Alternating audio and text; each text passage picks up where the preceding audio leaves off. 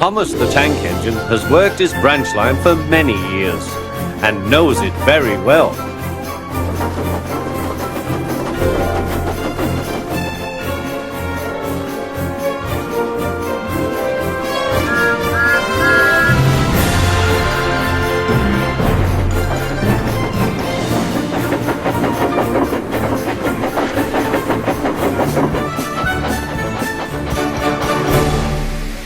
You know just where to stop, Thomas, laughed his driver.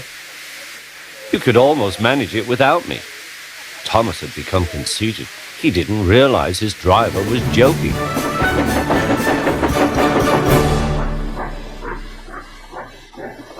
Later, he boasted to the others. Driver says I don't need him now. Don't be so daft, snorted Percy. I'd never go without my driver, said Toby earnestly. I'd be frightened. Huh, boasted Thomas. I'm not scared. You'd never dare. I would then. You'll see. The next morning, the firelighter came. Thomas drowsed comfortably as the warmth spread through his boiler. Percy and Toby were still asleep. Thomas suddenly remembered. Silly stick in the muds, he chuckled. I'll show them. Driver said I could manage without him. I'll just go out. Then I'll stop and wheesh. That'll make them jump. Thomas thought he was being clever.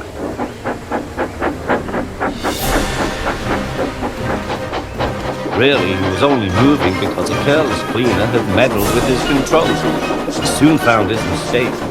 He tried to whee, but he couldn't. He tried to stop, but he couldn't. He just kept rolling along. He didn't dare look at what was coming next. There was the station master's house. The station master was about to have breakfast. Horrors! Cried Thomas and shut his eyes. The house rocked. Broken glass tinkled. Plaster was everywhere. Thomas had collected a bush on his travels. He peered into the room through its leaves. He couldn't speak. The station master was furious. His wife picked up her plate. You miserable engine, she scolded. Just look what you've done to our breakfast.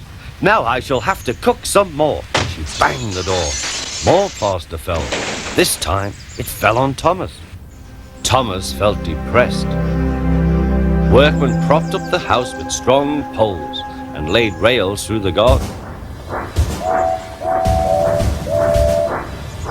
Meanwhile, Donald and Douglas arrived.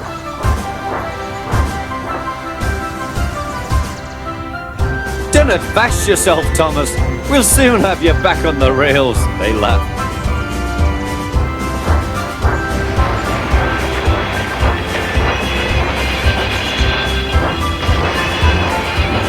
Donald and Douglas, puffing hard, managed to haul Thomas back to safety.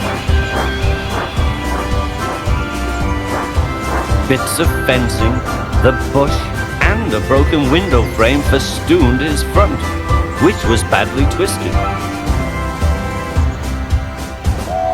The twins laughed and left him. Thomas was in disgrace. There was worse to come. You are a very naughty engine. I know, sir. I'm sorry, sir. Thomas's voice was muffled behind his bush. You must go to the works and have your front mended. It will be a long job. Yes, sir. Meanwhile, a diesel rail car will do your work. The diesel, sir?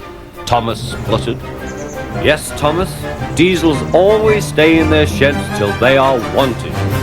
Diesels never gallivant off to breakfast in station masters' houses.